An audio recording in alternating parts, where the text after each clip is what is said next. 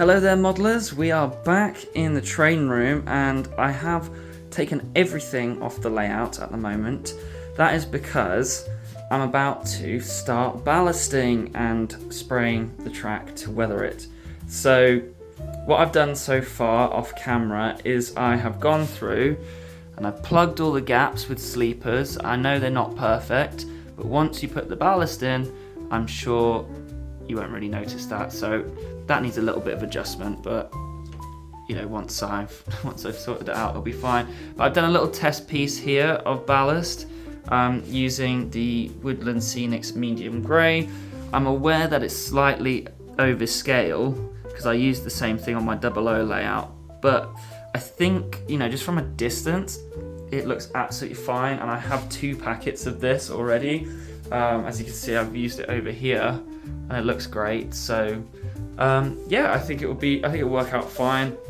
So what I'm going to do next is I'm going to spray the whole of the track with my airbrush and weather it down, dirty it up before adding any ballast to it.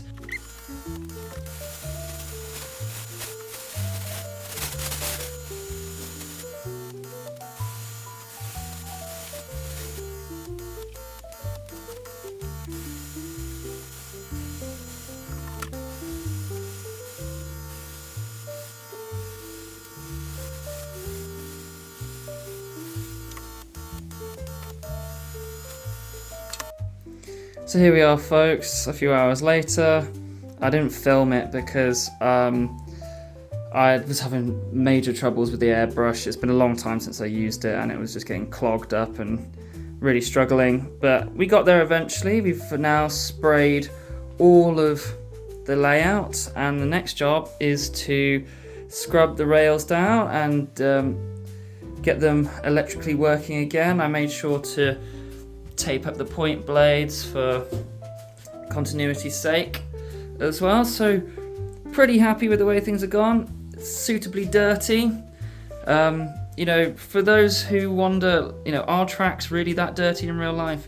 Yes, they are. So I'm going to just scrape off the top of the rails with the track rubber, and then after that we're going to run some trains just to test it out, and maybe tomorrow we'll start ballasting.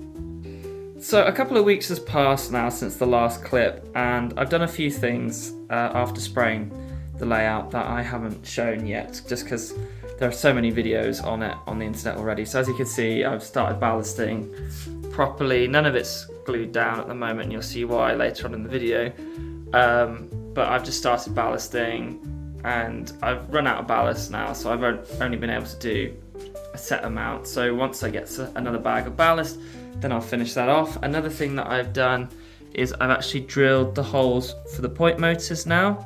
So I'll be looking to get some point motors and set those up within the next couple of weeks. And I've also now as well detailed the second part of the station. So not anything too much, just a couple of signs and a vending machine. As you can see, a couple of stickers, so it kind of matches this one a bit more, which is cool. I'm not quite finished with it, but I've done a fair bit of detailing to it, so I'm happy with that sort of progress. But the main thing I wanted to talk about is this. So a month ago I ordered a bunch of stuff from Plaza Japan and it's just arrived today. So I'm going to put the camera on the tripod and we can go through this and see what I got. Right, now we're on the tripod and now we can have a proper look at what I've got from Plaza Japan. So it's nothing too crazy. There's a lot of newspaper attached to it, which is great, and we're going to need it for paper mache, so thank you Plaza Japan for that. So let's start with some of the smaller items first.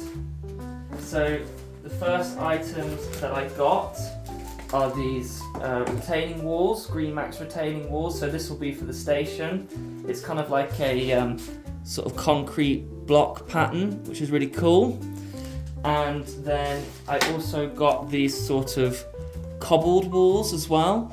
So that'll be for the back of the layout, hopefully near the the river that I want to put in for that. So that's also awesome. The reason I did that and I ordered them from Japan is because you can't get those kind of patterns from the UK. I looked everywhere, but you can't get those kinds of patterns for plasticard sheets and stuff here, so it had to be that. So the reason why I haven't ballasted and fixed the ballast down is because I want to install some of these, which are the pantograph wires. So I got a bunch of these Tomix pantograph double catenary wire, don't know what you'd call it, overhead masts for double tracks. That's great, but I also got some singular ones as well. So the singular ones will go on the outside roads of the station. So the double one will go around the majority of the track, and then the inside lanes of the station, and then these ones will go on the outer line. So brilliant. And then I've also started to get some buildings for the layout. So these are just some Tomy Tech apartment buildings. I thought these would look really cool on there. I've had a quick peek and they're pre-coloured and they look really good. So with some detailing, I think they'll really do the job. And now the piece de resistance, I've actually bought 2 Kato overhead stations. So I'll show you in a second what I plan to do with these, but I plan to essentially join these 2 stations together and have them go down to the platforms. And I've had these out, and I think they're going to do a really good job. I'm going to paint them up and make them look a little bit more realistic as well. So really excited for that. So I'll get one of them out and I'll show you what I'm going to do with them. As promised, here we are on the layout, and basically I've got the 2 station buildings sort of semi-set up the way that I'd want it. It's just a sort of mock-up to see where we're at for it. So as you can see on the right-hand side here, this is how you normally configure the station, and it's pretty much a perfect fit, which I expected because they're all Kato. But on the right-hand side here, this is the idea that I have for the second building. Now, I had a few ideas for this. So the first one is this idea, which would be to basically trim off the gutters here, stitch the 2 buildings together, cut off these supports because at the moment it's sort of sat on the rails and it's going to foul the trains, and then put the stairs just there. That's one option entirely, but the only problem with that is that you've got this hole at the back here, but I suppose I could put some cardboard or some plastic card, whatever it is, in down there and then just fill it in with some filler. Either that or we flip it around like normal and then just cut this section off here and then stitch it again to this section. So that's like that. And then, yeah, I think maybe that would be the best option. The second option would be the best option, less filling, and I can just sort of roughly cut this section off and then file it down and then just stick it to the other side here. But that remains to be seen. But I think overall, if we take a look from a distance, I think that looks great. I'm going to spray the building grey to take away this sort of cream plasticness. I'm debating whether or not to touch the roof. I quite like the green roofs, and I saw some buildings and stations in Japan that had sort of slightly more green roofs, but I was thinking maybe just doing it in a dark grey, making it look a tad more realistic. But again, I quite like the blue there. Again, saw similar things in Japan, and we got super lucky here as well. It just about sits on the edge of the layout, but I think that will actually be even better if I cut this bit off here, because it will only come up to there. But yeah, that's the idea anyway. I think it will look great, especially when you're at a distance. So yeah, let's move on. As you can probably tell, we've changed location, but we're on my workbench / desk, and progress is continuing with the station build. So here we have both stations put together. As you can see, I have made a rather messy job of cutting that up, but I'll just fill that in, and you can see how I've joined them together. So this is just a bit of masking tape because I'm currently gluing it together. but both stations are just as normal. And then I've actually cut a little sort of entrance way now between the two stations as well. And then underneath, I'm not sure if you can see, but I've actually put in those two bars that go across. They were just basically leftovers of these supports that I've cut up, and I've basically just glued them to the underside, so that will help stick the model together as well. The next job is to fill in this bit, and then of course the one at the rear of the station building.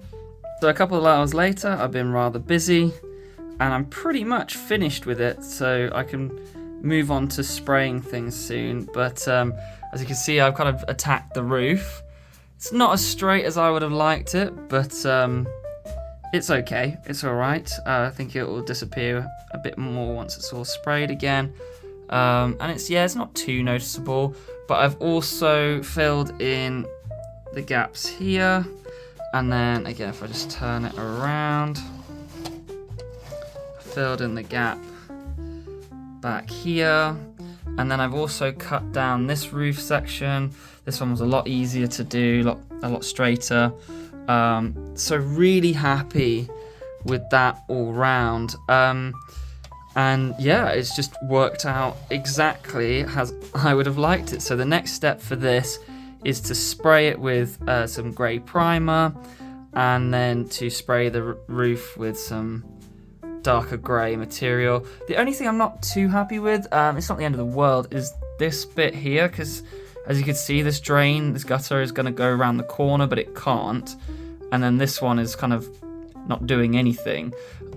So I'm wondering whether I want to fill that in at some point with some filler, or if I just want to allow it to be, taken off like so. So I don't know, but either way, at the moment, very, very happy with my first sort of modification that I've ever done. So couldn't have gone any better.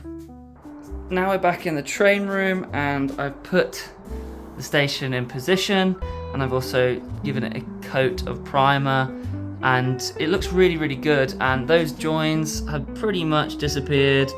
I know you can still see them, but I don't think it's a big deal. And the same here on the back. I actually think that's even better. You can't even see it anymore. And then I've primed pretty much everything, including the roof, which is over here, and then another one of the supports. The bad news is I've actually run out of primer now, and I haven't even managed to do most of the other bits and bobs that are needed. I was using this Games Workshop grey primer, and yeah, I barely got to do a coat on this, and it's already run out. So I'm gonna have to order some more primer. I think there's more than enough that we can do in the meantime, so that's not a problem. So in my last clip, I said there was a lot to be getting on with, and I have been busy. And as you can see, despite the bad news of running out of primer, things have been going extraordinarily well. So if I just pop that down, there we go.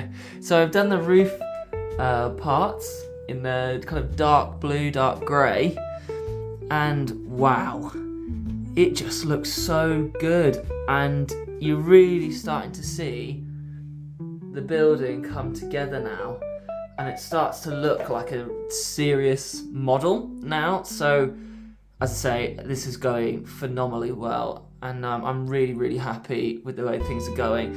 Now, the next thing I want to do is I want to paint these supports. As you know, they were kind of light blue, and I'm not entirely sure what colour I'm going to go with. I want to choose something that's quite conducive of Japanese railways. I've seen kind of light greens, light blues, and things along those sorts of lines. I do have a colour kind of in mind, if I can find it in my list of Vallejo paints. It's this one, this sort of pale blue, because I think it will dirty up really nicely. And then I'm only going to brush paint it on kind of just a precision type of paint job.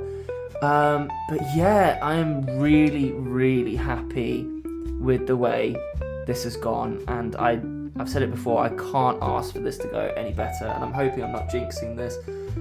There is a bit of work to do on these sections, roof sections here, because underneath isn't painted. You can still see the green sort of poking through, and I haven't primed that yet, so it'll be pretty simple to fix. Once I get some primer, I'll just spray the underside of it, and it'll be great, and then I can just spray the underside with the dark grey like I have done. But you guys are going to have to let me know what you think, but I, for one, think it's going really well. So I'll paint this. I'll do a few colour tests, see what works. But yeah, I hope you're enjoying the update so far, and we'll keep going. So I've done a small section of the supports in that light blue, and to be honest, I'm not entirely sure. I'm just not sure if it actually goes with the rest of the sort of modern aesthetic, if you know what I mean. So I'm going to try some in maybe a cream colour and see where we go from there, I think. I do like this colour as like an industrial sort of beam colour. It looks already really good. It's only had one coat, but it's already giving that sort of faded paint chip type of thing. If you added some like rust paint, it would look really good. But as I say, I'm not sure how it fits in with the rest of the sort of modern, squeaky clean aesthetic, if you get what I mean. So I'm going to try another colour and see where we're at with that, and compare the results. So I finished painting, and as you can see, I haven't gone with the cream, but I actually really love this colour, and I think it looks really realistic as well. And I was contemplating actually doing the roof in the same colour, which is a shame because the other roof colour turned out so well, but I don't know, this colour is just so gorgeous on it, and I think it could look really good. But for now, I'm going to leave it here. A lot has happened that I haven't videoed, and I want to apologise a little bit for that, but I just was getting on with things, and it slipped my mind to record. But as you can see, the station is pretty much finished now and fully weathered and fully painted. I'm not sure whether I've gone overboard with it. I did want it to be kind of a grimy suburban station, and I did kind of wonder whether I have this sort of what they call weeaboo perspective of Japan, where I just think everything's like squeaky clean. So I tried to sort of turn that off in my brain, and I'm not sure if I went too far. But anyway, here we go. So of course we've seen the station and as it is before. I've almost gone for like the same colour for the building itself. I wasn't happy with just the grey primer, and then I've of course painted the stand a light blue, very similar to the light blue that the set came with. As you know, in the first clip that I showed of that, I was actually really happy with the blue, so I just wanted to make it more realistic. And then I was contemplating whether to spray the roof the same colour, which I haven't done, but I've significantly lightened it and weathered it, so let's have a look at that now. So as you can see on the top here, I basically just dry brushed it with some light grey, and then I've added some Games Workshop wash, so it's actually in here. I don't have much left because I spilt it, but it's a shader, it's a Seraphim Sepia. So basically I just took that over the top to make it look quite rusty. I've done that on all of the surfaces, and especially down here with the steel beams, and I think they look awesome. As I say, I'm not sure whether I've gone sort of too far with the weathering on this, so you guys will have to let me know on that, but I think it looks quite convincing, and I'm quite happy with it as well. So this is pretty much the finished product on that. It's taken a fair amount of work, but it's all been extremely enjoyable, and the only problem I have at the moment is when I put it on the layout, for some reason these legs are sort of floating in the air, but as far as that goes, it's a pretty easy fix. I'm sure I can wedge it up somehow, but it looks great, and I'm very happy with the way things are gone. If it's too much, I can always take it off in a bit, but especially at the back, I kind of went a bit overboard at the back of it, so as you can see, it's a bit dirty. It doesn't really come up on camera as much, but I hope you can see what I've gone for and everything. But yeah, overall, I'm pretty happy with the way it looks, and that just about does it for this video.